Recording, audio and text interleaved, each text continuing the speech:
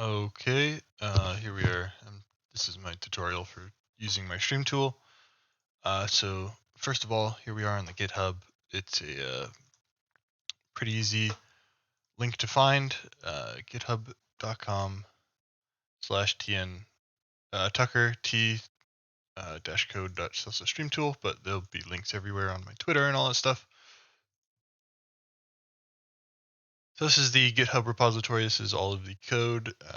Down here in this README, there's a link to the source code if you want to check that out. So what you're going to go ahead and do is right here on this releases tab, you can click on this. It'll show you the latest release with some patch notes. So this one has added an auto updater as well as loser semifinals to the list of rounds because I forgot to put that on. So what we can do now is under assets, we go ahead and download the source code zip. And so that's going to go ahead and download. You can open it up.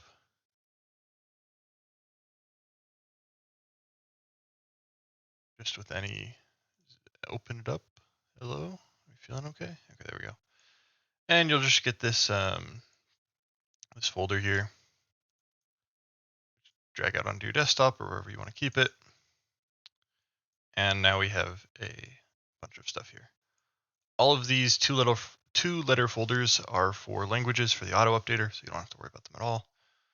All you have to do to launch the stream tool is run CelsusStreamTool.exe, and that will bring it up. It will open up this security alert. This is for a Node.js server, which will run a web server, which lets this application talk to the web server, which will talk to the HTML files, which will display the overlay. This is only reading. This is just a simple read-write web server.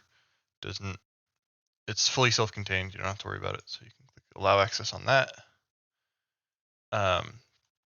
Right, I forgot about this. So the other thing is here in CelsusStreamTool, before you're even able to run it, in the README, you need to install .NET 6.0 on your desktop to be able to run this. This lets you run the C# application. There's a link here or back on the GitHub. There's hyperlinks.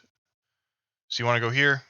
You'll find the desktop.NET runtime. Just download any version, install it.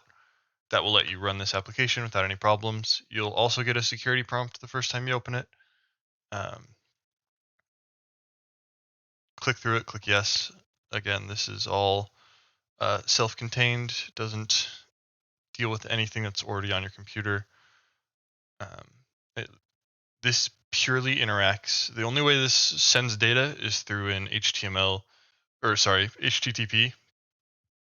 connection to this web server, which I can open in my browser here, and we'll see that this is just a web server. It's just totally local. You can't run it on. You won't be able to access this information from outside of the local network you're on. So now to get it set up in OBS, we're going to go ahead and here I have my OBS scene. I'll zoom in on this a little bit. So what you're going to do is you're going to go ahead and add a browser source here. Name it whatever you want, probably in-game overlay.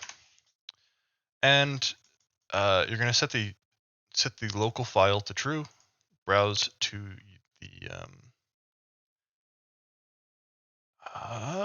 the stream tool. In the HTML files folder, you see these two HTML files. Go ahead and click on those. Now, what you're going to want to do is make sure the width is set to 1980, 1920, and then 1080. And go ahead and click OK. Now we have stream overlay. It's in there. It's all updated. The other thing you want to do is make sure here you have refresh browser when scene becomes active, and that makes it so that the animation will play whenever you switch back onto the scene, which lets you do this refresh. So now if we go back out into the stream tool, let me resize this so that you can just see the full window.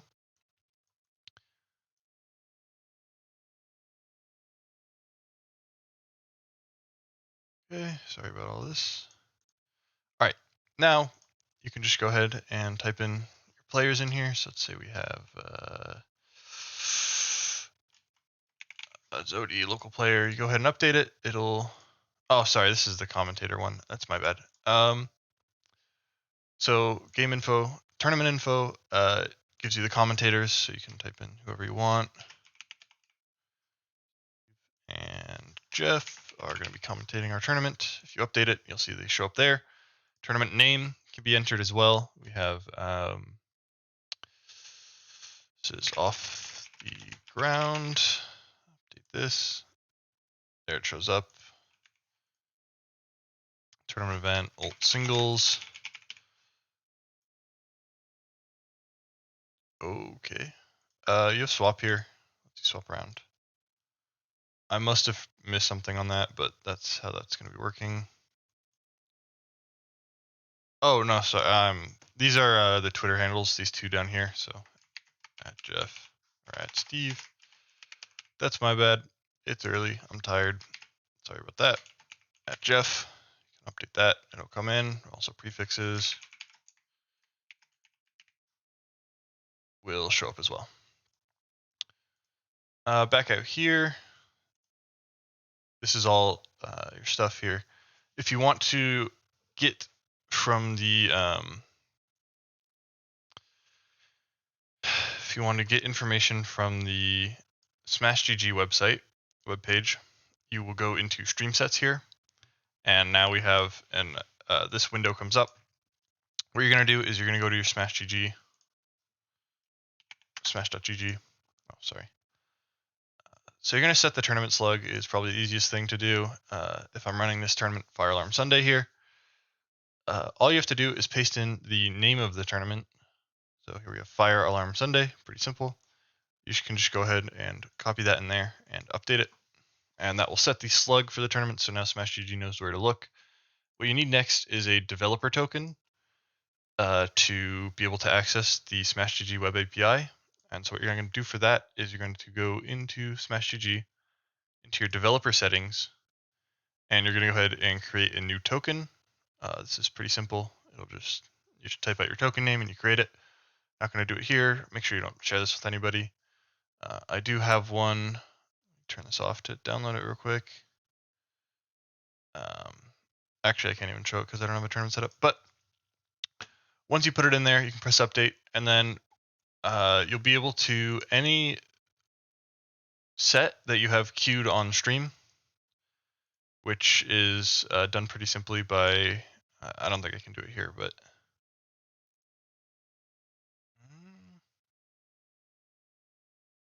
yeah, I can't. You can set it to be a stream on SmashGG, and it will show up here. You'll be able to just simply click on it and continue on with, it'll automatically import all of the players' information. So it'll give name, prefix right now I have set up, as well as the round for both players. I'll probably do more in the future once I get a chance to. Let's see what else. Losers, pretty simple.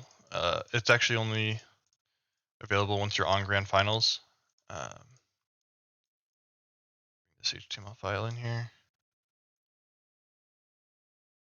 It gives you just this little bracketed L there. Anything else? Clears it out, except for losers. If you turn it off, if you turn it off grand finals, it'll automatically change it. So don't need to worry about that. There'll be more in the future for sure, but this is pretty much just how you use this for now. So thanks for watching. And if you have any questions, feel free to reach out to me on Discord or Twitter, which will be linked in the video description. Goodbye.